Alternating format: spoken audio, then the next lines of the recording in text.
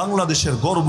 আর যার নামটা নিয়ে পর্যন্ত গর্ব করি, নিয়মিত আমি বলি যে গোটা প্রজন্ম একসময় গর্ব করে বলতে বাধ্য হবে আমাদের একজন পীর সাহেব মধুপুরী ছিলেন। আল্লাহ তাআলা এই বুড়া বয়সেও যে হিম্মত তাকে দিয়েছেন, সুবহানাল্লাহ। আগের দিন গিয়ে পুলিশকে বলে এসেছেন, যদি গুলি করতে হয় আমাকে গুলি করবা, আমার কোনো ছাত্রের গায়ে, কোনো তাওহীদ জনতার গায়ে গুলি চালাবা না।